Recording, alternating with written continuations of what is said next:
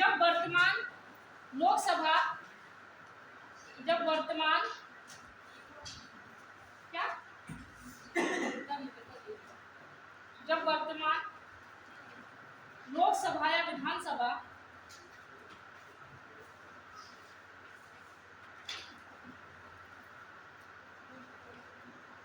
Start करें। जब वर्तमान लोकसभा का कोई भी सदस्य आगामी लोकसभा में जीत कर नहीं आ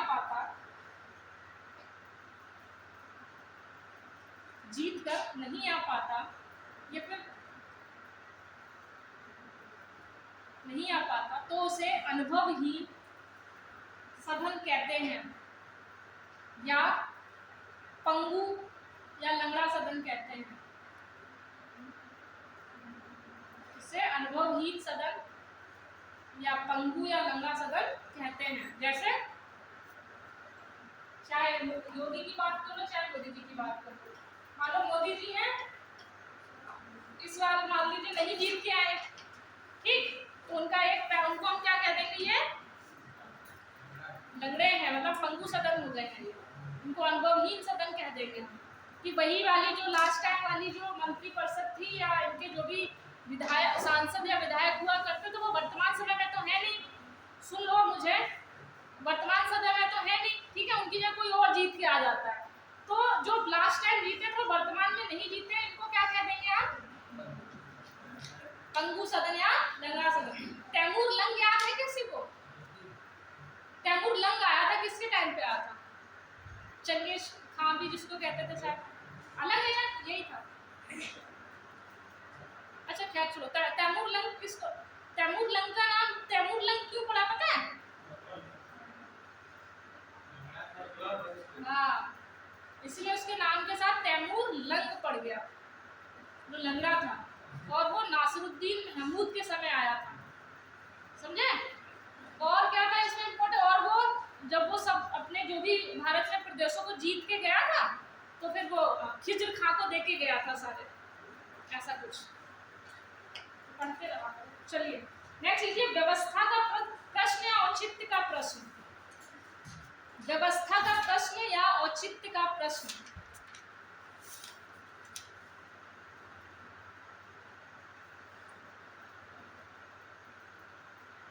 व्यवस्था का प्रश्न या औचित्य का प्रश्न। इसमें लिखिए, जब संसदीय कार्यवाही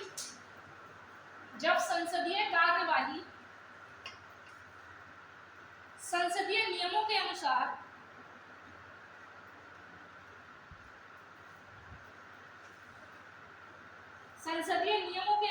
नहीं चलाई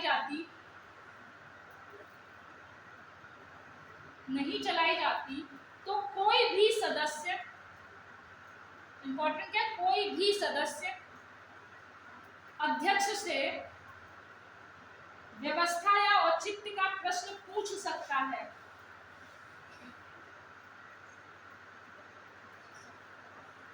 और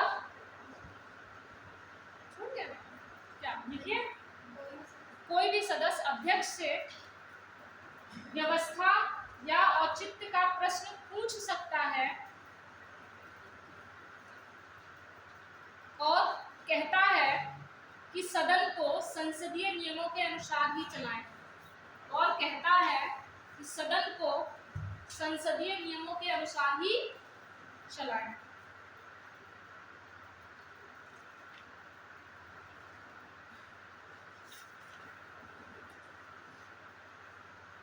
ठीक, जब भी किसी को लगता है औचित्य का प्रश्न या फिर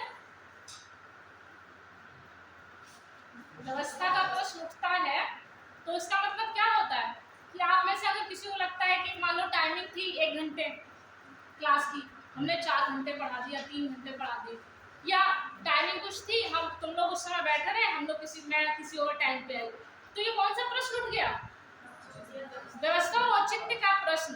कि मैडम आप जो जिस हिसाब से चल रही हैं, जिस व्यवस्था को लेकर चल रही हैं, वो व्यवस्था का प्रश्न है, अर्थात आप व्यवस्था के हिसाब से चलिए, ठीक है? तो आप आप मुझसे फिर ये तरीके का कोई भी सदस्य होगा उसको ऐसा लगता है तो वो लोकसभा अध्यक्ष से ऐसे बोल देगा और फिर मतलब बात हो जाएगी कि हाँ ये वाला मतलब कुल मिला के। औचित्य का प्रश्न या व्यवस्था का प्रश्न यही होता है कि संसदीय कार्यवाही जो होती हैं उनको नियम में चलाइए। ठीक है, नेक्स्ट लिखिए गणपूर्ति या कोरम। गणपूर्ति या कोरम,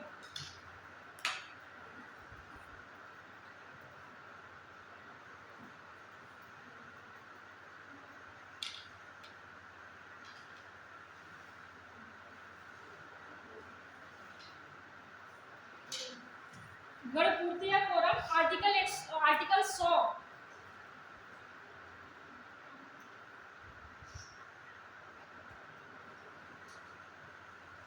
लिखिए इसमें सदन की कार्यवाही चलाने के लिए, सदन की कार्यवाही चलाने के लिए एक निश्चित संख्या, एक निश्चित सदस्य संख्या की आवश्यकता होती है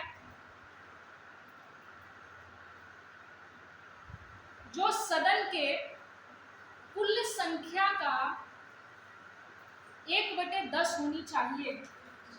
जो सदन के कुल संख्या का 1/10 या 10%, बात तो वही होनी चाहिए।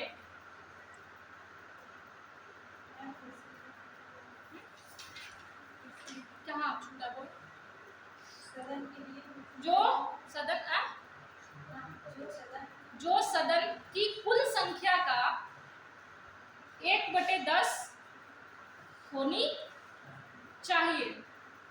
ठीक है, आप मतलब मान लीजिए अब लोकसभा बैठी तो लोकसभा का 1/10, अगर पूरी संसद बैठी तो पूरी संसद का 1/10। ठीक है, नोट करके लिखो कोरम में, नोट करके लिखो कोरम में लोकसभा अध्यक्ष या सभापति को नहीं गिना जाता।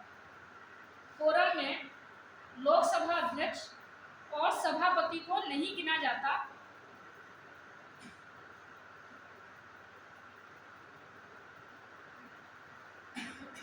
साथ ही कोरम की गणना के लिए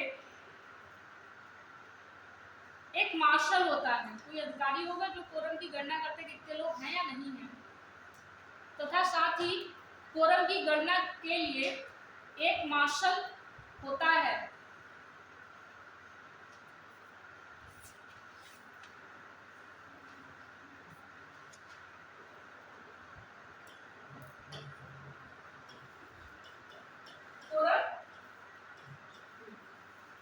इसमें इंपॉर्टेंट क्या है, 110 होना चाहिए। ठीक है, और इसमें हम किसको नहीं जोड़ेंगे? हाँ, लोकसभा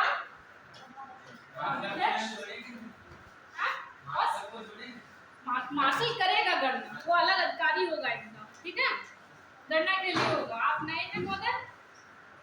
आप नए हैं महोदय? बैठिए बैठिए। क्या नाम है जनाब? क्या नाम है? सौरभ मिश्रा। बैठिए। ठीक है, जैसे मान लीजिए हम लोग इतने लोग हैं। ठीक, अब क्लास चलने के लिए, सदन चलने के लिए एक संख्या होनी चाहिए। पता चला 2 बच्चे आ रहे हैं तो फिर क्लास चलानी चाहिए। कितनी होनी चाहिए कुल सदस्य संख्या का? एक। मतलब मान लो अगर 100 बच्चे हैं तो 100 में से कितने आने चाहिए? 10 तो आनी चाहिए। तो इसको हम क्या कहते हैं? गणपूर्ति या कोरम। ठीक, समझ गए? आगे बढ़ो, चलो।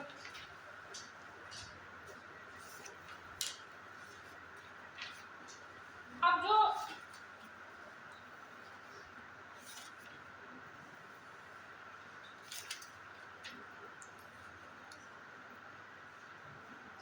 हेडिंग आली संसद में विधायी प्रक्रिया। संसद में विधायी प्रक्रिया, विधायी प्रक्रिया क्या मतलब? कोई विधेयक बन रहा है तो वो अब कैसे बनेगा हम वो देखेंगे। संसद में विधायी प्रक्रिया,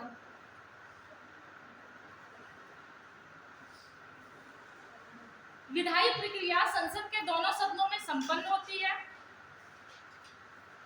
ऐसा तो है नहीं कि लोकसभा ही कानून बनाता है, कुछ राज्यसभा के भी क्षेत्राधिकार में आते हैं। नई अखिल भारतीय सेवा का सृजन करना हो तो किसकी जरूरत, इंपॉर्टेंस है उसमें? राज्यसभा की ना। तो विधायी प्रक्रिया सदन के दोनों सदनों में होती है। ऐसा नहीं कि सदन, चाहे राज्यसभा हो चाहे लोकसभा, प्रत्येक सदन में हर विधेयक समान चरणों के माध्यम से पारित होता है।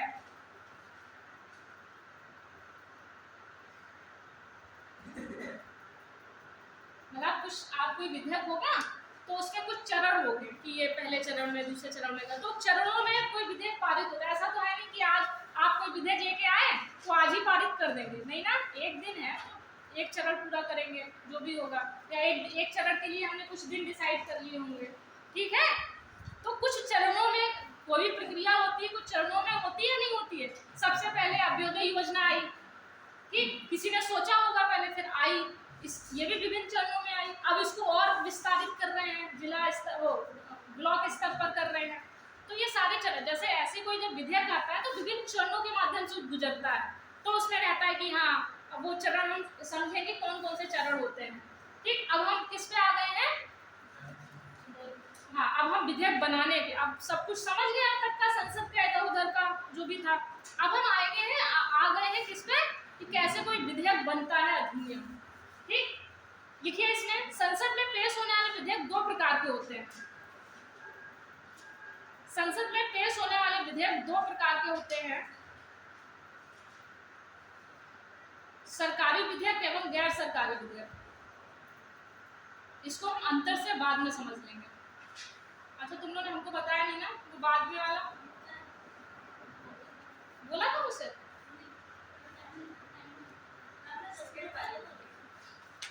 वो क्लास होने से पहले बोला था, पहली क्लास में, वो हमको याद आ गया। वो पिछली वाली में लिख लो, जब हम वो लिख रहे थे ना लोकसभा का गठन हुआ था स्टार्टिंग में, उसमें लिख लो कुछ।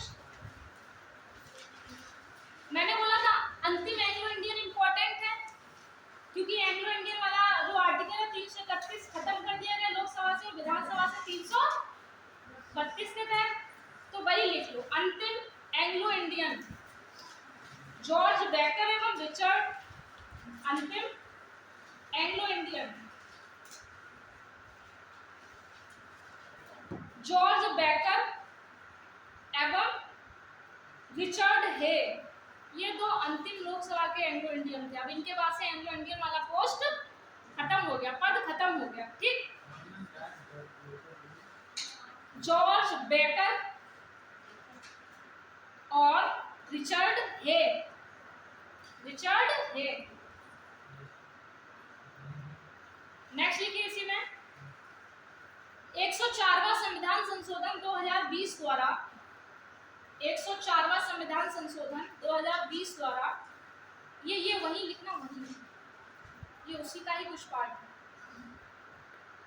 जैसे जब लोकसभा में ये और विधानसभा में खत्म किया तो ये संशोधन लाए होंगे, तो वो संशोधन कौन सा है, 104वां संविधान संशोधन कब का है ये, 2020 का। तो लिख लो 104वां संविधान संशोधन 2020 द्वारा लोकसभा व विधानसभा में,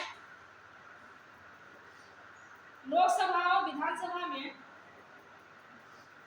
एंग्लो इंडियन के लिए आरक्षित सीटें समाप्त कर दी गई हैं। एंग्लो इंडियन के लिए आरक्षित सीटें समाप्त कर दी गई हैं।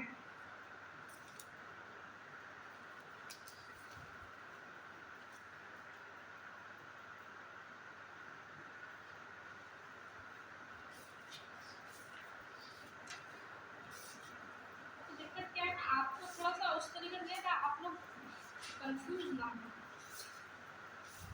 मैंने अपना इधर उधर लिखा था, ठीक है।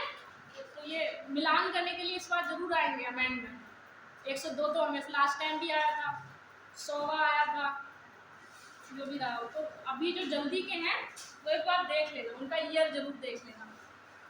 देखिए दो तरह के विधेयक होते हैं, सरकारी या गैर सरकारी, मात्र दो ही विधेयक होते हैं। हालांकि हम विधेयक बहुत तरीके के लाते हैं, वो जो विधेयक लाएंगे वो इन्हीं कैटेगरी के अंतर्गत ही, या तो सरकारी विधेयक होगा या गैर सरकारी, और होते बहुत सारे विधेयक हैं। तो अब वो लिखो, संसद में विधेयकों को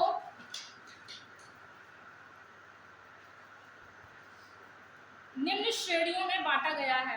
संसद में विधेयकों को निम्न श्रेणियों में बांटा गया है। ठीक है, पहला साधारण विधेयक। कौन कौन सी श्रेणी है? साधारण विधेयक, धन विधेयक, दूसरा धन विधेयक, साधारण विधेयक, धन विधेयक, वित्त विधेयक, तीसरा वित्त विधेयक, चौथा संविधान संशोधन विधेयक। अगर कोई पूछे विधेयक कौन कितने प्रकार के होते हैं, तो नॉर्मली दो, सरकारी और गैर सरकारी। इनके अंतर्गत अगर पूछे विधेयक के बारे में बताइए कौन कौन से विधेयक होते हैं, तो ये उसके टाइप है। ठीक है, तो पहला हम लिखेंगे साधारण विधेयक।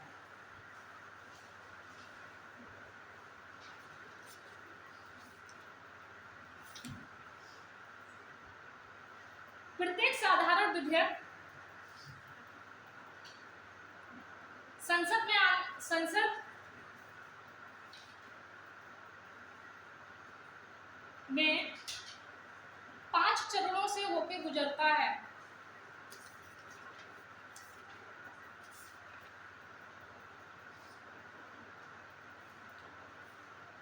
साधारण विधेयक 5 प्रोसेस से गुजरेगा। ठीक है, पहला लिखो प्रथम पाठन।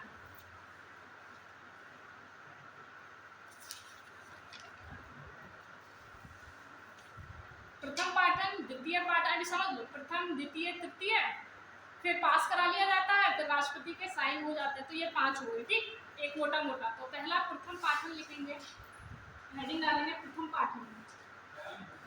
प्रथम पाठन, पाठन जो विधेयक होते हैं,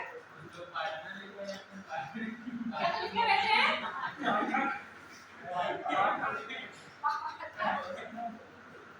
कोई विधेयक होता है, स्पेशली सामान्य विधेयक, सामान्य विधेयक कुछ चरणों में, मतलब कोई अधिनियम बनते बनते उसे कुछ चरण करने होते हैं। ठीक, उसी में ये जैसे पहला चरण को हमने प्रथम पाठन कह दिया, ऐसे द्वितीय को हमने द्वितीय कह दिया, ऐसे तृतीय को हमने तृतीय कह दिया, चौथे में हम पास करा लेते हैं, पांचवें में राष्ट्रपति की अनुमति के लिए भेज देते हैं। ये वाली पाठक नहीं है, पाठन है।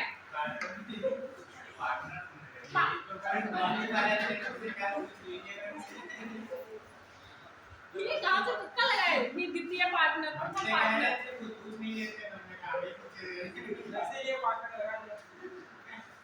मान गए आप लोगों ने संसद अपनी बिठा रखी है।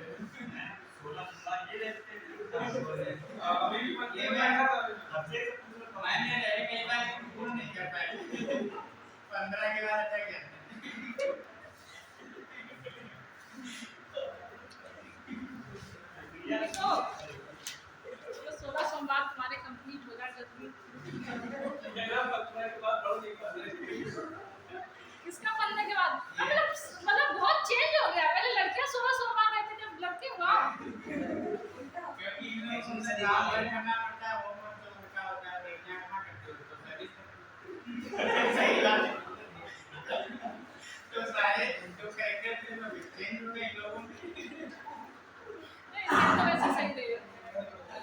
हालांकि ऐसा होता है कि कोई भी नौकरी वाली लड़की कभी भी बेरोजगार से तो शादी नहीं करेगी, ये मान के चलो। तो इतने खुश मत हो कि तुम ये काम कर रहे हो, 16 सोमवार रह रहे हो तो नौकरी वाली लड़की मिल जाएगी। क्या हो गया? इसीलिए अपवाद करने के लिए 16 सोमवार बढ़िया है। एक्चुअली देखो अब हो क्या गया है, जैसे लड़कियां हैं, अब सीधी सी बात है, अब टीसीएस में देखो इसी बार 30% लड़कियां आई हैं केवल, धीरे धीरे ये 50% का रेशियो हो जाएगा। तो पढ़ाई बहुत इम्पोर्टेंट हो गई है, लड़कों के लिए भी और लड़कियों के लिए भी। अगर लड़कियां नौकरी वाली हैं तो वो आप लोगों को नहीं पूछेंगे, और लड़के नौकरी वाले हैं तो वो एक पल को पूछ ले। लड़के बहुत लिबरल होते हैं इस मैटर में, मुझे नहीं पता क्यों। लड़के मतलब जैसे मैंने एक दो अपने केस देखे हैं दोस्तों के, तो वो कहते हैं कि हमको यार मतलब नौकरी वाली लड़की नहीं चाहिए, नौकरी वाली लड़कियों का अलग बवाल है, बेड टी नहीं देंगी 4 बजे, तुम लेके आओ तब ठीक है ना। ये जो कॉन्सेप्ट चला है ना बेड टी वाला, तो वो कुछ नहीं है। वो 9 बजे तुम सो तो कहो वो 10 बजे सोए, तो नौकरी वाले लड़की। हाँ, पैसे का कोई हिसाब नहीं। तुम्हें लग रहा होगा कि उसके पैसे मिले वो तुम्हारे भी खर्च करा देगी, ठीक है। तो ये बस कहने की बातें हैं। तो मोस्टली सभी लोग अपने अपने काम पे लगो, कोई किसी के भरोसे मत रहना यहाँ। 16 सोमवार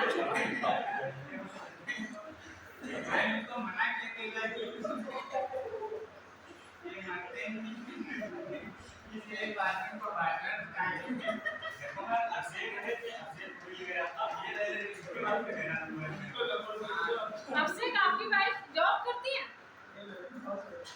अच्छा,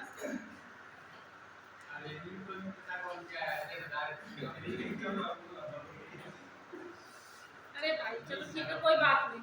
जिसको जो मिलनी होगी मिल जाएगी, परेशान इस मैटर में लड़कियां नहीं इतनी दुखी होती कि कोई मिल जाएगा। ये लड़के ही बहुत दुखी रहते हैं, मिलेगी कि नहीं मिलेगी। अरे जाहिर, तो आपने हमेशा लड़कों के मुंह से ही सुना होगा ये, लड़के इतना परेशान होते हैं कि वो मतलब 17-18 क्रॉस किया नहीं पहले से उनके सपने चलने लगते हैं। क्या जिम्मेदारियां आ जाती हैं, भगवान जाने इसको जिम्मेदारियां हैं क्या है, तो इन लोगों के पहले ही मन में चलने लगता है कोई मिलेगी नहीं, या ये इतनी चिंता है। पता चला उस 17-18 की उम्र में बाल सफेद होने लग जाते हैं आपके। तो ये वाला नहीं, लड़कियां तो मुंह से मैंने नहीं सुना, उनके मुंह से आप परिवार का सुनेंगे या अपने करियर के विषय में। लड़कियां बहुत आगे निकल रही हैं, तुम लोग लड़के थोड़ा सा आ जाओ लाइन पे, ठीक है। रास्ते के अंदर रह जाओ, आगे निकल जाएंगे। फिर से किसी फिर से नई लड़कियों के पीछे बैठोगे, फिर सीनियर हो जाओगे, दबदा करके नाम से जाने जाओगे। तो बेहतर है साथी में सब निकल जाओ, ठीक है। चलो देखो, तुम लोग का बढ़िया 16 सोमवार। लड़कियां भी रहती हैं क्या 16 सोमवार?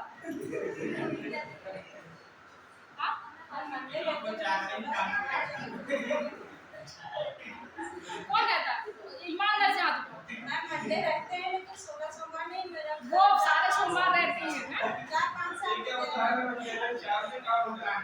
लड़कियां और आगे हैं, हम सबने सोमवार रहेंगे, हम तुम्हारे से हो जाता है। हमारी बहन भी सोमवार व्रत रहती है ना? क्या कह रहे हैं? 4 सोमवार नहीं काम मैं 16 सोमवार को क्या मैं 16 सोमवार में ये सुनी थी कि शिव की प्राप्ति हो जाती है, शिव जैसा पति। क्या?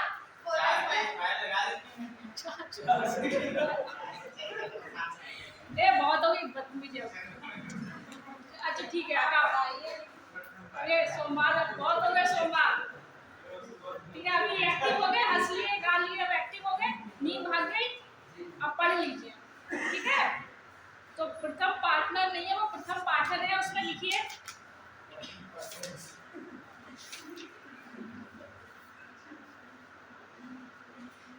साधारण विधेयक संसद के किसी भी सदन में प्रस्तुत किया जा सकता है। इंपॉर्टेंट है कि किसी भी सदन में साधारण विधेयक संसद के किसी भी सदन में प्रस्तुत किया जा सकता है।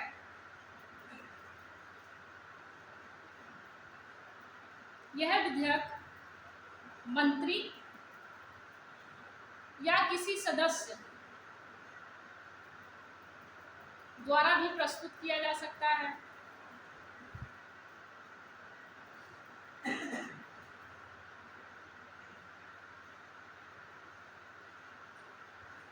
यह विधेयक प्रस्तुत करने से पहले, यह विधेयक सदन में प्रस्तुत करने से पहले इसकी अग्रिम सूचना देनी पड़ती है कि आप कोई विधेयक लेके आ रहे हैं, तो इसकी आप पहले सूचना दे देंगे। सामान्य सी बात होगी, सब में दे देते हैं, लेकिन लोकसभा वो धन विधेयक में ऐसा नहीं होता, ठीक है। इस चरण में जो प्रथम पाठन है, इसमें नेक्स्ट पॉइंट, इस चरण में विधेयक का प्रस्तुतिकरण एवं उसका राजपत्र में प्रकाशित होना ही उसका राजपत्र में प्रकाशित होना ही प्रथम पाठन कहलाता है। इसका विधेयक का प्रस्तुतिकरण एवं उसका राजपत्र में प्रकाशित होना ही प्रथम पाठन कहलाता है।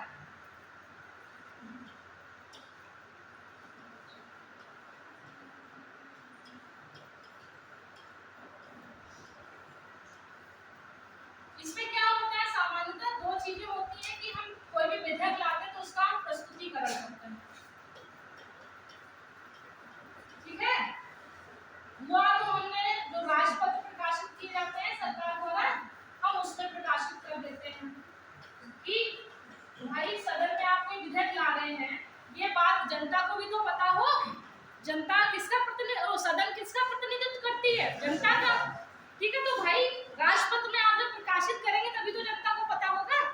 तो पहले वाले प्रोसेस में जो प्रथम पाठन है उसमें सिर्फ और सिर्फ कि हम ये विधेयक को प्रस्तुत करते हैं केवल, ठीक। इसमें कोई बहस नहीं, कोई चर्चा नहीं, कोई मतदान नहीं, केवल हमने जो जैसा है केवल बता दिया कि ये विधेयक है, केवल हमने उसका प्रस्तुतिकरण किया। और दूसरा क्या, जनता की जानकारी के लिए हमने चाहा तो इसको राजपत्र में प्रकाशित कर दिया। इसके अलावा प्रथम पाठन में कुछ नहीं होता। पहली प्रोसेस पता चली। दूसरी प्रोसेस मतलब द्वितीय पाठन। द्वितीय पाठन यह विधेयक का महत्वपूर्ण चरण होता है। यह विधेयक का महत्वपूर्ण चरण होता है।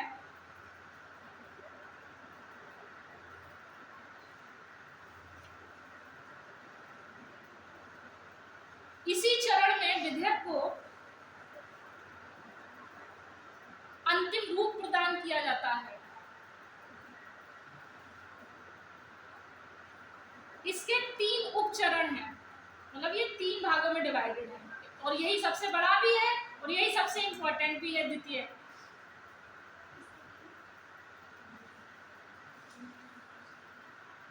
बोले उपचरण, पहला उपचरण, 3 उपचरण करके ऐसे डैश करके लिख लो। पहला सामान्य बहस या चर्चा। दूसरा समितियों द्वारा जांच। तीसरा विचार विमर्श।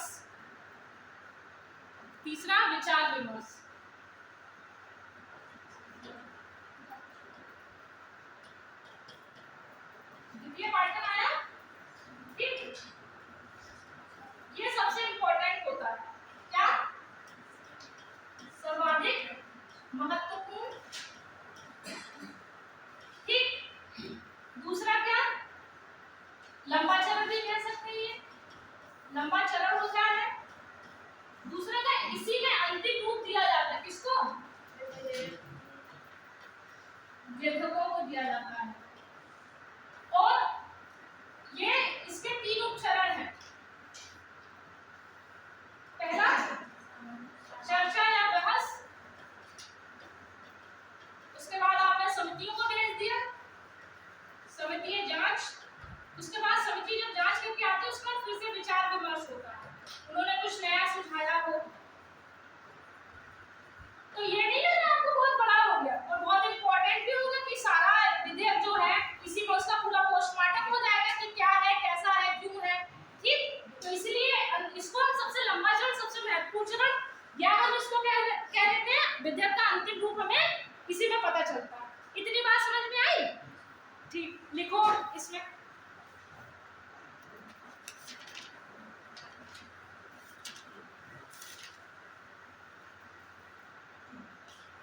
जो पहला था बहस लिखो, बहस हेडिंग डाल लो, चर्चा या बहस। इसका जो उपचरण है उसको भी लिख लो, कंफ्यूज ना हो। इसमें विधेयक की प्रतियां सभी सदस्यों को बांट दी जाती हैं। मान लीजिए ये महोदय अगर कोई विधेयक लेके आए हैं, अब दूसरे की ये अपनी जितनी भी फोटोकॉपी हो, जितने सदस्य हो सबके पास एक फोटोकॉपी पहुंच जाएगी। इस लिखिए, विधेयक की प्रतियां सभी सदस्यों के पास पहुंच जाती हैं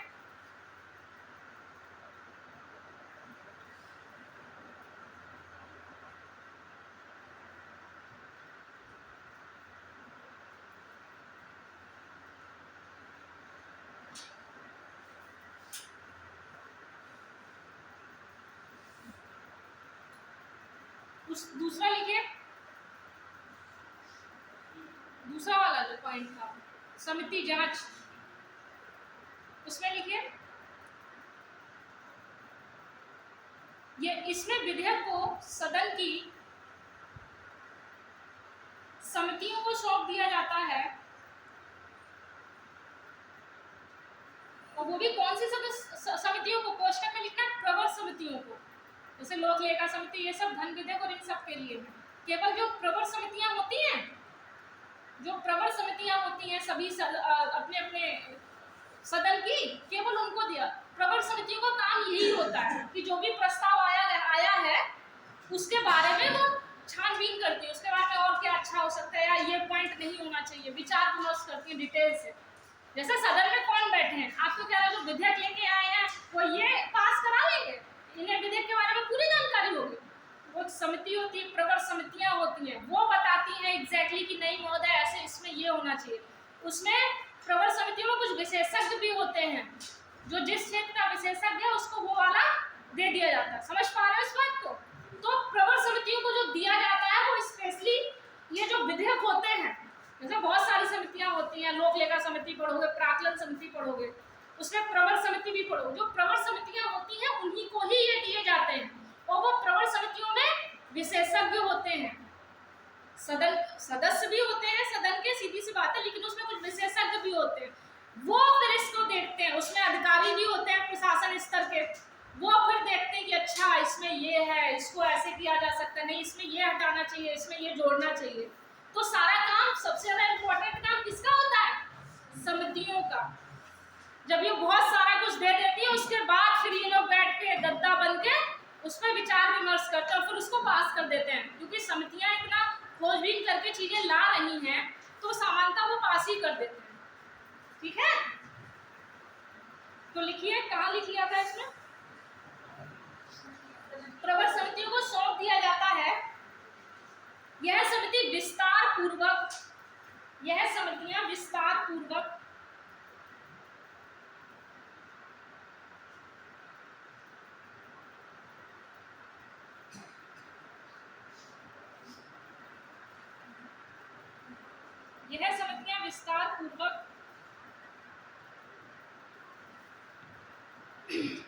विधेयक पर विचार करती हैं और उनमें संशोधन करने की अनुशंसा भी कर सकती हैं। नेक्स्ट, समितियों द्वारा समीक्षा और परिचर्चा के उपरांत, समितियों द्वारा चर्चा और समीक्षा के उपरांत यह विधेयक को सदन में प्रस्तुत कर देती हैं, या जिस सदन ने, जहां से जिस सदन को भेजी गई उसको वापस सौंप देती हैं। और समितियों द्वारा विधेयक को सदन को भेज दिया जाता है। नेक्स्ट, विचार विमर्श की अवस्था, विचार विमर्श की अवस्था।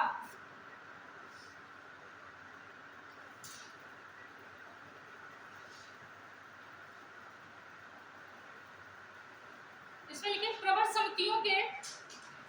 समितियों के विधेयक भेजने के उपरांत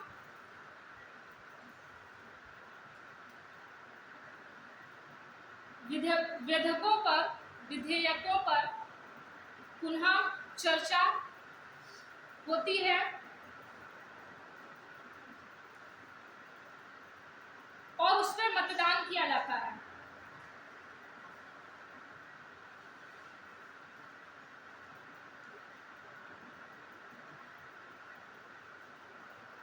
ठीक, अगर उन्होंने कोई संशोधन दिया है, लिखिए समितियों द्वारा सुझाए गए संशोधनों को विधेयक में शामिल भी किया जा सकता है और नहीं भी। हालांकि सुझाए गए संशोधनों को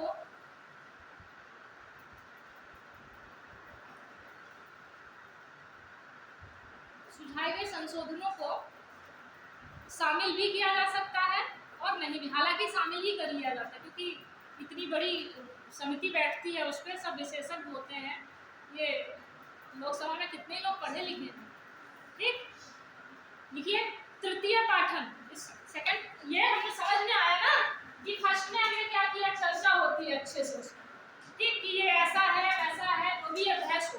दूसरा, पूरी बहस होने के बाद वो जो समितियां होती हैं वो भी बैठती हैं, वो भी देखती है अच्छा क्या हुआ क्या नहीं, तो उसके बाद वो समितियों के बाद भेजा, समितियां इसका अच्छे से क्या करती हैं, समीक्षा करती हैं और उस पर परिचर्चा करती हैं आपस में समितियां।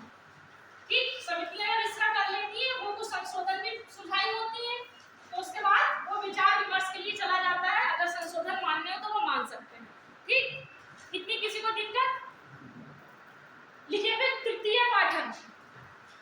तृतीय पाठन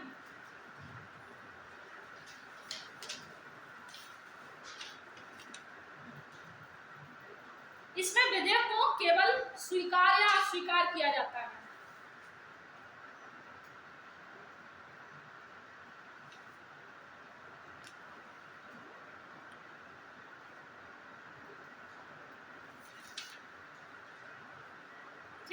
तृतीय पाठन में क्या हुआ, सब भेज दिया, अब इनके पास है, आप चाहे तो आप इस विधेयक को स्वीकार करें सदन, चाहे ना करें, तो वो फाइनल मतदान के लिए रखा जाता होगा। ठीक, जब फाइनल मतदान होता है उसके बाद एक सदन से पास हो गया तो अब दूसरे सदन के लिए भेज दिया जाता है। लिखिए दूसरे सदन में विधेयक, जो दूसरी प्रोसेस है वो है दूसरे सदन में विधेयक। चौथा इसका जो खंड है, प्रथम पाठन, द्वितीय पाठन, तृतीय पाठन था, उसके बाद सदन को भेजना होता था, पास कराना होता, इसलिए दूसरे सदन में विधेयक। जैसे प्रथम पाठन हुआ, प्रथम पाठन में हमने बताया था प्रस्तुतिकरण क्या है क्या नहीं है, राष्ट्रपति में प्रकाशन। उसके बाद क्या हुआ, द्वितीय पाठन हुआ। द्वितीय पाठन इंपॉर्टेंट होता है क्योंकि ये 3 चरणों में डिवाइडेड है। ठीक है, मतलब समितियों के पास जाता है, उसमें चर्चा होती है, उसके विचार विमर्श ये सब। उसके बाद तृतीय पाठन है। तृतीय पाठन में इसको आप स्वीकार कीजिए या अस्वीकार कीजिए, आपके ऊपर, मतलब इसमें सदन में फाइनल मतदान होता है। मान लो एक सदन से पास हो गया, उसके बाद दूसरे सदन में भेजा जाएगा। एक ही सदन से तो कोई विधेयक बन के नहीं आता है, दूसरे सदन में विधेयक की पेशकशी, दूसरे सदन में विधेयक का पेश होना। विधेयक मान लो दूसरे सदन में पेश हुआ, दूसरे सदन में भी वो ऐसे ही करेंगे पूरा प्रोसेस। हर सदन की एक प्रोसेस इतनी तो होगी। समझ पा रहे हो इस बात को? ये प्रोसेस ये हुई, जैसे ये हुआ तो दूसरे सदन में चला गया, और दूसरे सदन में केवल 3 तक होती है, जैसे 3 तक वो कर लेते हैं, उन्हें लगता है सब ठीक है, उसके बाद फाइनल किसके पास पहुंच जाता है, राष्ट्रपति के पास। ये सामान्य प्रोसेस है। ठीक है, इसमें किसी को कोई दिक्कत? तो हम इसी को लिख रहे हैं कि दूसरे सदन में विधेयक जा रहा है, पहले सदन में पास हो गया, जिस सदन में आया तो उसमें हमने तृतीय पाठन तक हमने उस पर अच्छे से सब कुछ कर लिया। उसके बाद अब हम किस में पास भेजेंगे, दूसरे सदन में विधेयक। बहुत चलो, दूसरे सदन में विधेयक लिखो।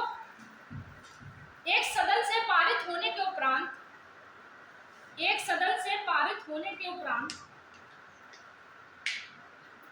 दूसरे सदन में भी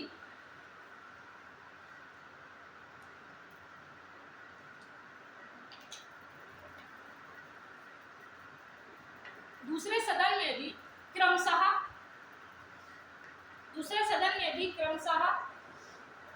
प्रथम पाठन, द्वितीय पाठन एवं तृतीय पाठन, क्रमशः मतलब क्रम से होगा ये। प्रथम पाठन, द्वितीय पाठन एवं तृतीय पाठन से गुजारा जाएगा।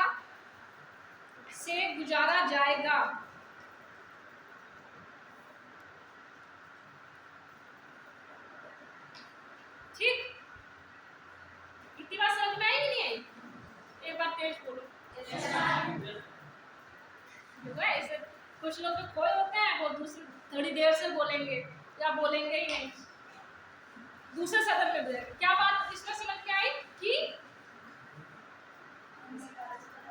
पहला, द्वितीय, तृतीय प्रोसेस सेम होगी, चाहे प्रथम सदन हो चाहे द्वितीय सदन हो। उसके बाद दूसरे सदन में जब जाएगा तो दूसरे सदन के पास क्या क्या विकल्प होते हैं, तीसरे के बाद दूसरे सदन के पास कुछ विकल्प होंगे इस विधेयक को रोकने के या नहीं रोकने के या कुछ भी, तो वो लिखिए। दूसरे सदन के पास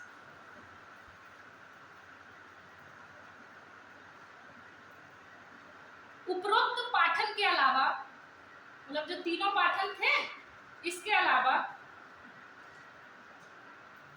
कुछ अन्य विकल्प भी होते हैं, कुछ अन्य विकल्प भी होते हैं।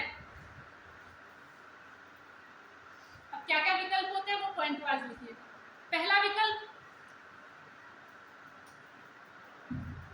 यह चाहे तो विधेयक को जैसा है वैसा पारित कर दे। यह चाहे तो विधेयक को जैसा है वैसा पारित कर दे, मतलब जैसे आए वैसे ही उठा के इसको पारित कर दिया। एक ये हो गया, सीधी सी बात, मतलब इसमें कोई संशोधन नहीं हुआ, मतलब जैसा मुंह उठा के आए थे वैसे उठा के चल दिए वाला काम है। आया समझ में? दूसरा विकल्प क्या होगा, यह चाहे तो कुछ संशोधनों के साथ पुनः प्रथम सदन को भेज सकती है, पुनः प्रथम सदन को भेज सकती है। यहाँ पे प्रथम सदन का मतलब ये कतई नहीं है कि आप लोकसभा और राज्यसभा में चले जाए। प्रथम सदन का मतलब यहाँ सीधा सा है कि जो विधेयक जिस सदन में पारित हुआ पहले, जो विधेयक जिस सदन में पहले आया, ठीक है, उसको वो प्रथम सदन कह रहे हैं। इस बात को समझ लेना। ये प्रथम सदन आप राज्यसभा लोकसभा वाला नहीं होता है जिसमें कहते हैं कि ये आप उच्च सदन है या प्राथमिक सदन है, ये वो उससे मतलब नहीं है। यहाँ प्रथम सदन का मतलब है विधेयक जिसमें सबसे पहले आया, ये उस प्रथम सदन की बात हो गई है, ठीक। तो इसमें नहीं कंफ्यूज होना, चाहे वो लोकसभा में आया हो तो लोकसभा प्रथम सदन हो जाएगा, अगर राज्यसभा में पहले आया तो राज्यसभा प्रथम सदन हो जाएगा। तो जो विधेयक जिसमें पहले आया है यहाँ उसकी बात हो रही है प्रथम सदन, ठीक। तो पहला क्या कि जैसा है उसको वैसे ही एक्सेप्ट कर लो। दूसरा क्या है कि आपने कुछ संशोधन के साथ प्रथम सदन को वापस भेज दिया, मतलब जहां से आया था ये, जहां पहली बार प्रस्ताव आया था आपने उसी सदन को भेज दिया कुछ संशोधनों के साथ। एक दूसरा एक विकल्प है आपके पास, ठीक। तीसरा विकल्प लिखो, आया इतना समझ में कि नहीं? तीसरा विकल्प लिखिए, वह विधेयक को अस्वीकार कर सकता है।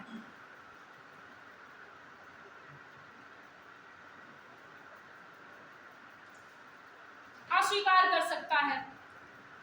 चौथा, वह इस पर कोई भी कार्रवाई ना करते हुए इसे लंबित रखता है। चौथा विकल्प, वह इस पर कोई कार्रवाई ना करते हुए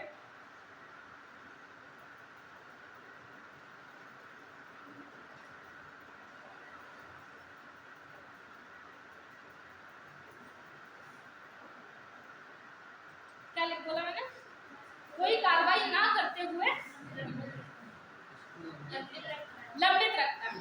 अब जो कितनी अच्छी बात है, दो चार कंडीशन थी। पहला जैसा है वैसा, जैसा है। दूसरा कुछ संशोधनों के साथ, कुछ संशोधन के साथ, ठीक। तीसरा अस्वीकार कर देते हैं।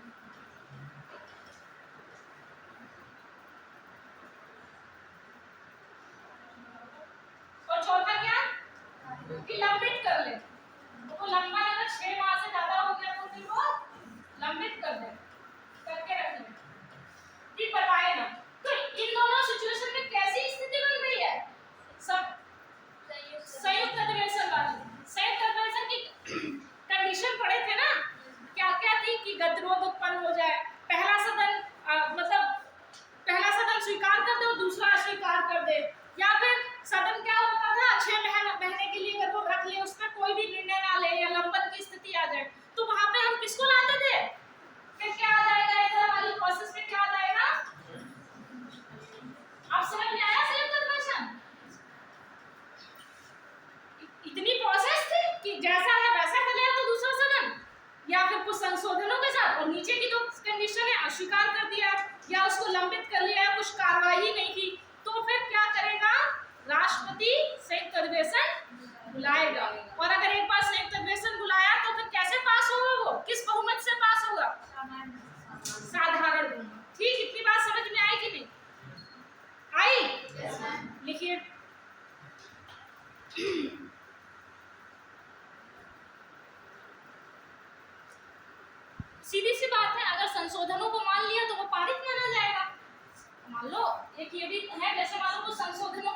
भेजा और उन्होंने इसको प्रथम सदन को वापस भेज दिया।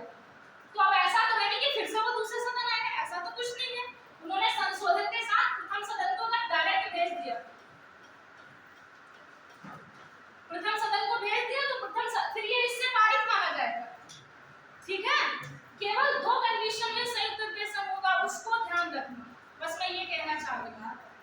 या अस्वीकार कर दिया फिर उस पर कोई कार्रवाई नहीं की, तो वो उसको लिख लो ताकि भविष्य में कंफ्यूजन ना हो। लिखो,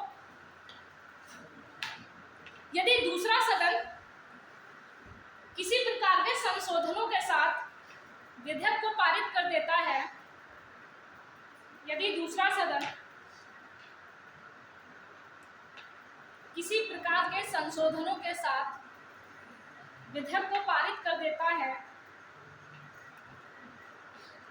या प्रथम सदन उन संशोधनों को स्वीकार कर लेता है, या प्रथम सदन उन संशोधनों को स्वीकार कर लेता है, तो विधेयक दोनों सदनों द्वारा पारित समझे जाएंगे। ऊपर वाली कंडीशन में पारित समझे जाएंगे। ठीक है, तो प्रथम सदन स्वीकार कर लेता है तो यह दोनों सदनों से पारित समझे जाएंगे। कहीं छूट गया आपका? कहीं छूट गया? हाँ आपका अच्छा, एकदम लिखे जा रही तो उनका देखे सो तो नहीं कभी कभी क्या होता है, माइंडसेट में रहते हैं बस लिखे जा रहे हैं, मैडम को दिखना चाहिए कि लिख रहे हैं। तो वही मैं देख रही थी, नजरें झुकाएं पर क्या सबसे कुछ कह रहे हो? आप लोग कुछ बोले क्या? पीछे से आवाज आती है। यही दद्दा लोग हैं, राज्यसभा दद्दा की सभा होती है। अरे आप पीछे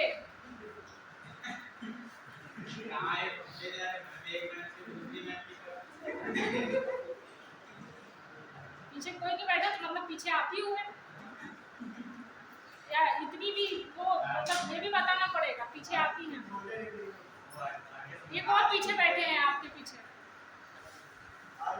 आपको समझ में आ रहा है? तब ठीक। और आप आज नए आए हैं, आपको समझ में आ रहा है? तब ठीक। आप तो एकदम खिसा हमारा गाँव चुपचाप से भाई है क्या आप दोस्त? देखो यही मैं कहती हूँ, संगति का असर होता है। हम जैसे हैं हमारे दोस्त भी वैसे होते हैं, एकदम सीरियस वाले। आप राज्यसभा में पहुंच गए ना, आप गद्दा हो गए हैं। ये सब लोकसभा के तो ये युवा पीढ़ी है, बहुत क्रांतिकारी वाले हैं ये लोग। इनको इस वाली सभा में होना चाहिए। आप नेक्स्ट क्लास में चलिए लिखिए। पारित समझा जाता है तथा राष्ट्रपति की स्वीकृति के लिए भेज दिया जाता है, तथा राष्ट्रपति की स्वीकृति के लिए भेज दिया जाता है। पॉलिटी ऐसा सब्जेक्ट है कि कभी बोरियत नहीं होनी चाहिए। अब बोरियत से पढ़ा तो फिर दिक्कत हो जाएगी, मुझे पढ़ाने में दिक्कत हो जाएगी, तुमको पढ़ने में दिक्कत हो जाएगी। इसलिए थोड़ा सा मैं भी खुद को रिफ्रेश करती रहती हूँ, आप लोग से इधर उधर की बातें करती हैं। इसलिए कहती हूँ हंसते मुस्कुराते रहा करो तुम लोग। जब भयानक चेहरे बना लोगे, वो भी इस समय 3 बज रहा है, इसको डर नहीं लगेगा। क्या हुआ? आप तो हंसना बंद कर दिया मैडम, जब मैं हंसूंगा ही नहीं। अरे हंसते रहिए भाई। ये दे आए थे तो एकदम सीरियस हो गया है, हमको लगा आप ये नहीं हंसेंगे, और वही हुआ। हंसते रहो भैया, सब मुस्कुराते रहो। लिखिए, प्रोसेस सीधी सी बात है, ऊपर वाले 2 भी सिचुएशन है उसमें पास, उसके बाद फाइनली किसको भेज दिया जाएगा। अब उसके बाद लिखो, अब क्लाइमैक्स लिखो जो इम्पोर्टेंट है वो लिखो। दूसरी नहीं, इसी में नीचे लिखो, पैराग्राफ चेंज कर दो। यदि द्वितीय सदन द्वारा दिए गए संशोधनों को, यदि द्वितीय सदन द्वारा दिए गए संशोधनों को प्रथम सदन अस्वीकार कर दे, जब तक स्वीकार करना है तब तक तो पारित समझा जाएगा। अगर उसने अस्वीकार कर दिया, प्रथम सदन यदि द्वितीय सदन द्वारा दिए गए संशोधनों को प्रथम सदन ने अस्वीकार कर दिया, अथवा द्वितीय सदन विधेयक को पूरी तरीके से अस्वीकृत कर दे, द्वितीय सदन विधेयक को पूरी तरह से अस्वीकृत कर दे, अथवा द्वितीय सदन 6 माह तक उस पर कोई निर्णय ना ले, अथवा द्वितीय सदन 6 माह तक कोई एक्शन ना ले, तो गतिरोध की स्थिति उत्पन्न हो जाती है। गतिरोध की स्थिति उत्पन्न हो जाती है। ऐसे में राष्ट्रपति महोदय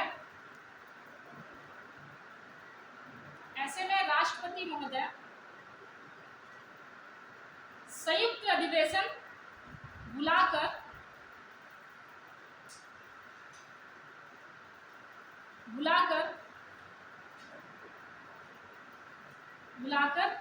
विधेयक पर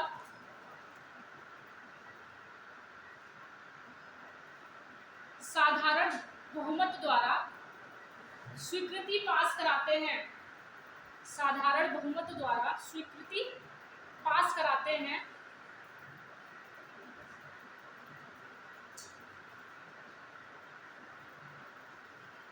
और अंततः यह विधेयक पारित मान लिया जाता है।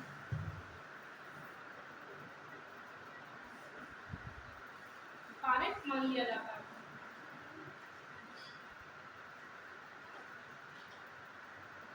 कौन कौन सी स्थिति थी?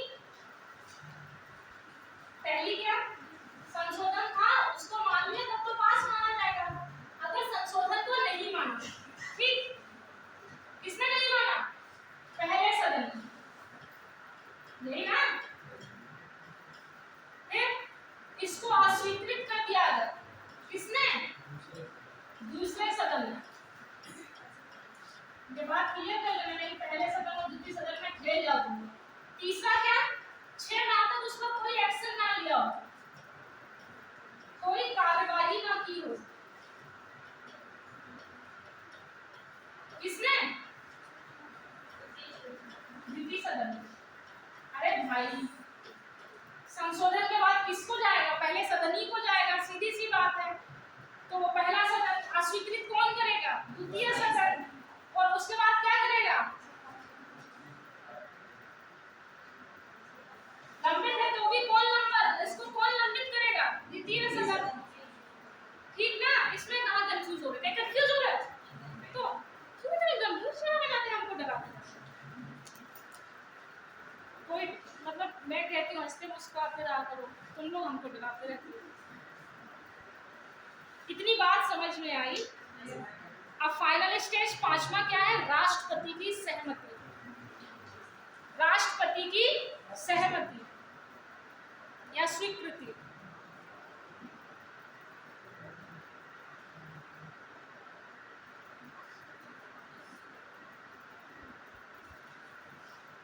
दोनों सदनों द्वारा पारित विधेयक, दोनों सदनों द्वारा पारित विधेयक। अच्छा ये बताओ, अगर संयुक्त अधिवेशन राष्ट्रपति ने बुलाया, क्या उसके बाद फिर से भेजा जाएगा राष्ट्रपति को? फिर कोई मतलब नहीं, वो पारित मान लिया जाएगा, अधिनियम बन जाएगा। राष्ट्रपति ही बुला रहे हैं, फिर राष्ट्रपति का फिर कहेंगे तुरंत हमारे लिए साइन के लिए बुलाओ। जब वो बुलाते हैं, साधारण बहुमत हो जाए तो वहीं उसको साइन करके रफा दफा, ठीक। लेकिन अगर ऐसी प्रोसेस नहीं है तो फिर जैसे दोनों सदनों ने अलग अलग पास किया, तो फिर उसके बाद जो प्रोसेस है वो क्या है? राष्ट्रपति के समक्ष स्वीकृति, ठीक।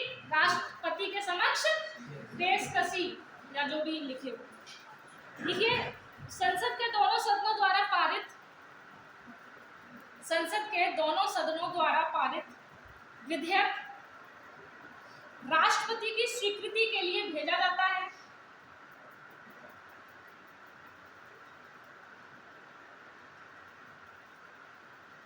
राष्ट्रपति की स्वीकृति के लिए भेजा जाता है। राष्ट्रपति के पास 3 विकल्प होते हैं। राष्ट्रपति के पास 3 विकल्प होते हैं।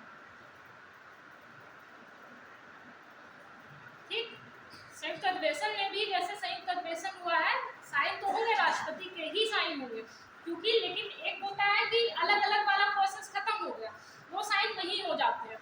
ठीक है, वहां से पास मान लिया जाता है, राष्ट्रपति महोदय के पास फिर बाद में अपना चली जाती है। तो अब ये सामान्य प्रोसेस है कि इतना हुआ, दूसरे सदन से पास हुआ या नहीं हुआ वो अलग मुद्दा था। अब पास हो गया, मान लो दोनों सदन से पास हुआ, तो फाइनल स्टेज क्या है? राष्ट्रपति के लिए स्वीकृति। तो अब राष्ट्रपति के लिए 3 विकल्प होते हैं। वो 3 विकल्प क्या होते हैं वो लिखिए। पहला विकल्प, स्वीकार कर राष्ट्रपति चाहे तो विधेयक को स्वीकार कर सकता है। राष्ट्रपति चाहे तो विधेयक को स्वीकार कर सकता है।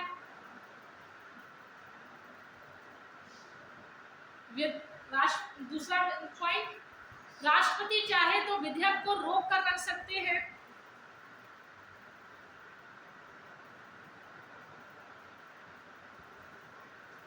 तीसरा विकल्प, राष्ट्रपति चाहे तो इसे पुनर्विचार के लिए वापस लौटा सकते हैं। राष्ट्रपति चाहे तो इसे पुनर्विचार के लिए वापस लौटा सकते हैं। ठीक, इतनी बात समझ में आई कि राष्ट्रपति या तो स्वीकृति देंगे या इसको रोक के रख लेंगे, मतलब कुल मिला के वीटो का यूज करेंगे। ठीक, या फिर फाइनल पुनर्विचार के लिए भी लौटा लेंगे। ठीक, ये इतनी बात समझ में आई, मतलब कहीं कंफ्यूज मत होना।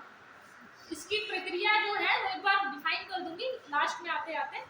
तो नेक्स्ट लिखिए, तो इसी में नेक्स्ट लाइन से लिखिए, यदि राष्ट्रपति विधेयक को स्वीकृति दे देते हैं, यदि राष्ट्रपति विधेयक को स्वीकृति दे देते हैं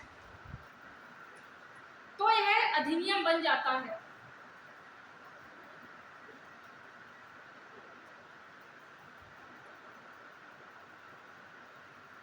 जैसे पुनर्विचार के लिए राष्ट्रपति ने लौटा दिया तो कहीं ना कहीं वीटो का यूज किया। कौन सा वीटो का यूज किया?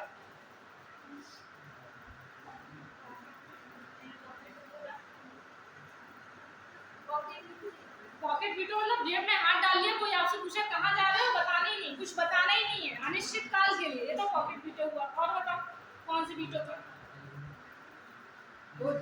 निलंबनकारी का मतलब ही होता है कि हम पुनर्विचार के लिए लौटाना।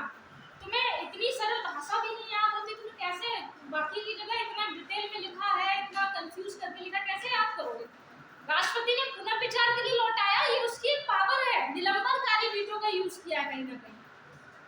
निलंबनकारी वीटो मतलब केवल कितना?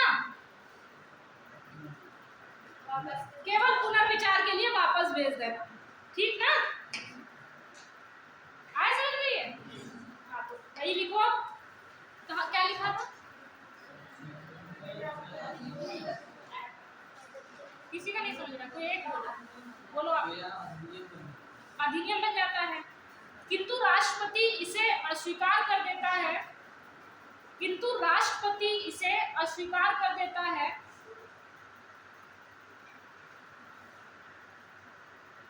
किंतु राष्ट्रपति इसे अस्वीकार कर देता है तो यह निरस्त समाप्त समझा जाएगा। राष्ट्रपति ने डायरेक्ट ही मना कर दिया तो फिर उसका तो कोई मतलब नहीं है, वो विधेयक वहीं से खत्म हो गया। ठीक, इस बात का मतलब ये है, स्वीकृति दे दी तब तो अधिनियम बन गया। अगर उसको मना कर दिया तो विधेयक क्या हो जाएगा? समाप्त होगा। आपको पुनः फिर से विधेयक अगर लाना होगा तब लेंगे। आप देखते नहीं कभी कभी बार कितने बार विधेयक आता है, 3 तलाक पे कितने बार विधेयक आया था, अधिनियम तो बाद ही में बना। यही तो होता है, आता था राष्ट्रपति मना कर देते या फिर किसी सदन से पास नहीं होता था। समझ पा रहे हैं? तो अगर अस्वीकार कर दिया तो विधेयक समाप्त हो गया। नेक्स्ट लिखिए, यदि राष्ट्रपति विधेयक को पुनर्विचार के लिए लौटाते हैं, यदि राष्ट्रपति विधेयक को पुनर्विचार के लिए लौटाते हैं,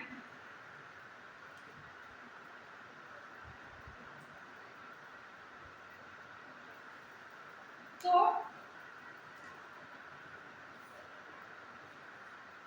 सदन संशोधन के साथ और संशोधन के बिना, तो सदन संशोधन के साथ या बिना संशोधन किए राष्ट्रपति को दोबारा भेजता है, राष्ट्रपति को दोबारा भेजता है, तो राष्ट्रपति इस पर अपनी सहमति देने के लिए बाध्य होंगे।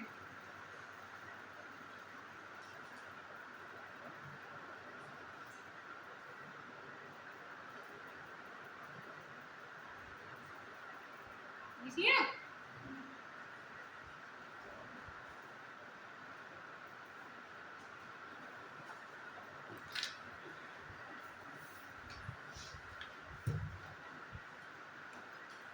क्या बात कही मैंने कि अगर संशोधन के साथ उन्होंने भेजा, मतलब पुनर्विचार के लिए भेजा,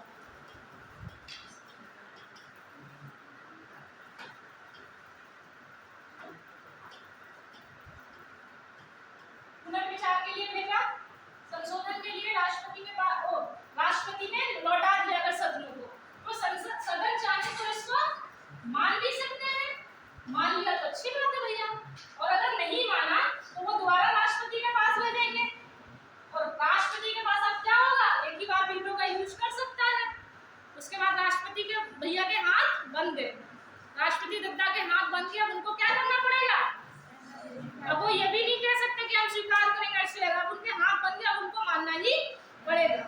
आपने किसी, मतलब आपने अगर संशोधन के लिए अगर बोला है तो आपने कहीं ना कहीं स्वीकृति दी है? अगर आपका हम स्वीकृति नहीं मानते हैं संशोधनों वाली, तो फिर फाइनल स्टेज में आपके हाथ बंद गए, आप बाध्य हो गए साइन करने के लिए। इतनी बात समझ में आई? अब एक बार एक सिनेरियो पूरा कर लेते हैं कि आज थोड़ा सा संसद कठिन बैठी लगी है क्या? संसद लगी है, कॉन्सेप्ट है, क्योंकि आप विधेयक तो ला रहे हैं, तो एक बार उसको फिर से हम रिवीजन कर लेते हैं ताकि क्लियर हो जाए। मैंने क्या बोला, कोई विधेयक होता है वो कितने प्रकार का होता है, बस समझो के बैठ के अपने हाथ बांध लो, दो सरकारी विधेयक और गैर सरकारी विधेयक, ठीक, मतलब या तो मंत्री लाएगा या मंत्री के अलावा कोई भी लाएगा, ठीक। इसके अलावा हमने इनकी कुछ प्रकार देखे थे, जैसे सामान्य विधेयक था, एक बार रिकॉल करा ली ताकि होता है ना, आप समझ भी रहे हैं, लिख भी रहे हैं, तो ये लग रहा होगा कि सब हौच पौच हो रहा है, जितना समझाया उतना समझ में आया कि नहीं। अब उसको मैं एक बार छोटा, मतलब एक होता है भूमिका, एक बार बता देती हूँ ताकि एक बार सब रिकॉल हो जाए। आप केवल समझो, दिमाग मत लगाओ। सामान्य विधेयक था एक, दूसरा वित्त विधेयक था, और बोलते रहो संविधान संशोधन विधेयक, और एक धन विधेयक हो गया। इतनी बात हमने की थी। सीधी सी बात है, ये विधेयक किसी एक प्रोसेस से गुजरते होंगे, मतलब संसद बैठी है, मतलब दो सदन थे, ठीक, ये पूरी संसद हो गई, ये मान लो लोकसभा, मान लो या राज्यसभा, मतलब पहला या दूसरा ऐसे मान लो, ठीक, ऐसे हो गया, क्योंकि सामान्य विधेयक। अब हम ये पढ़ रहे हैं कि जो विधेयक होता है, इन सदनों की अपनी प्रोसेस होती है, ठीक है, कि एक के चरण होते हैं, मतलब सीधी सी बात है, आप कोई कर रहे हैं या कोई प्रोसेस ला रहे हैं तो उसके कुछ चरण होते हैं, तो अब जो विधेयक है वो कुछ चरणों में पारित हो रहा है, तो हम उन चरणों की, जैसे हमने सामान्य विधेयक की बात की, ठीक, कभी हो जाता है, कभी हो जाता है।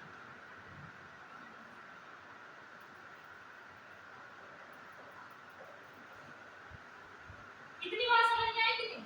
और छोटा लोगों, इतनी समझ में आई? इतने विधेयक थे और हमने ऐसे से कुछ, तो हम उन चरणों को पढ़ रहे थे कि प्रथम पाठन होगा, एक दिख रहा है कि नहीं, फिर द्वितीय पाठन होगा, फिर तृतीय पाठन होगा,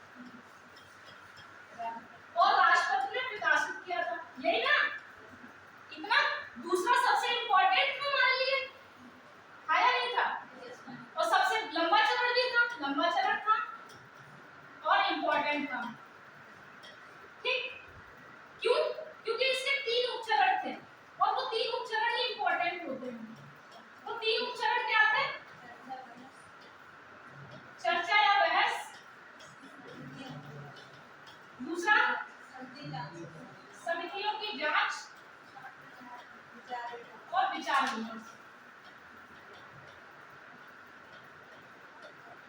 इतना था, क्योंकि भाई समितियां ऐसी वैसी तो होती नहीं। कौन सी समिति की बात हो रही है? प्रवर समितियों को भेजा जाता है। अब जो प्रवर समितियां में शासन के लोग भी होते हैं, ठीक है, उनमें स्पेशलिस्ट भी होते हैं, सब कुछ होता है। तो इसलिए ये होगा, तो ये सबसे इम्पोर्टेंट होता है, ठीक है। इसी में इम्पोर्टेंट है क्या था, विधेयक को अंतिम रूप इसी में दिया जाता है। विधेयक को फाइनली एक होता है फाइनल टचअप जो कहते हैं, फाइनल टचअप दे देते हैं इसमें, ठीक। उसके बाद क्या था, तृतीय पाठन। तृतीय पाठन में क्या था, कुछ नहीं था, इससे जरा छोटा हो गया। तृतीय पाठन को यहाँ समझो। तृतीय पाठन में क्या था, फाइनल मतदान के लिए रखेंगे हम, यही तो था। और फाइनल मतदान का मतलब होगा कि हम अब इसके बाद क्या कर देंगे, डायरेक्ट तृतीय पाठन केवल मतदान के लिए रखा जाता है और इससे पास समझ लिया जाता है, ठीक। उसके बाद फाइनली हम किसके पास भेजेंगे, दूसरे सदन क्या करेगा, वही वाले तीनों प्रोसेस फॉलो करेगा, ठीक। तीनों प्रोसेस फॉलो करने के बाद उसके पास कुछ विकल्प भी होते हैं कि वो चाहे तो संशोधन, चाहे माने या गतिरोध वाली स्थिति जो उत्पन्न हुई थी, ठीक, वो वाली हो गई। फिर फाइनली हमने राष्ट्रपति के पास भेज दिया, बस यही होता, और तो कुछ होता नहीं है।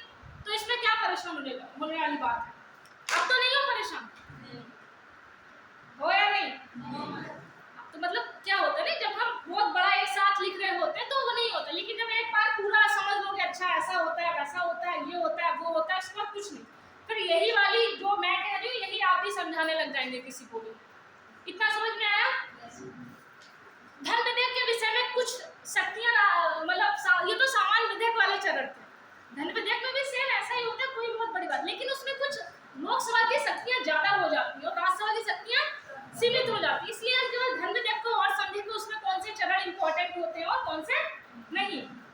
वैसे तो सेम यही होते हैं, लेकिन आपको पता है धन विधेयक जो होता है उसमें किसकी पावर सबसे ज्यादा होती है, लोकसभा की, क्योंकि पैसा ऐसा ये सब किसका होता है, जनता का होता है, और जनता का प्रतिनिधित्व कौन करती है, सभा, लोकसभा। इसलिए लोकसभा की शक्तियां ज्यादा है किस विधेयक में, धन विधेयक के परिप्रेक्ष्य में, और राज्यसभा की सीमित है। कि जैसे अगर संशोधन, अभी क्या होता था, अगर संशोधन नहीं मांगी तो राज्यसभा क्या करती थी, गतिरोध उत्पन्न हो जाता था, यही तो होता था। अगर उन्होंने धन विधेयक में मांग क्या, लंबित हो जाता था मामला, अगर आपने 6 माह के अंदर कोई, लेकिन धन विधेयक के मामले में आप 14 दिन से ज्यादा रख नहीं सकते, है ना।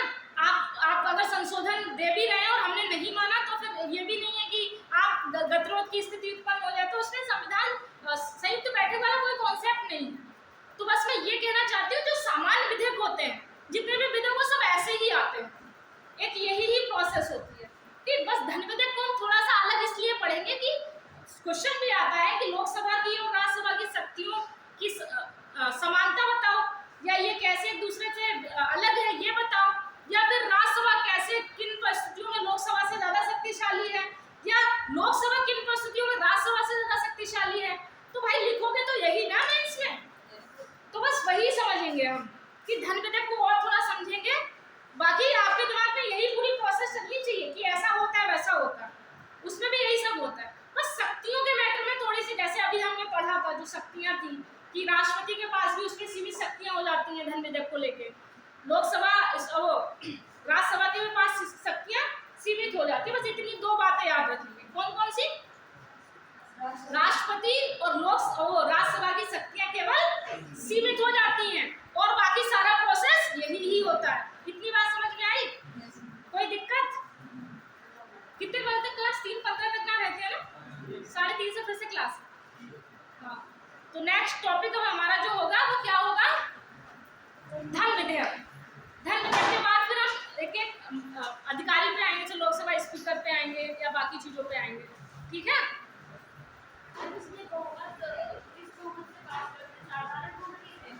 किसमें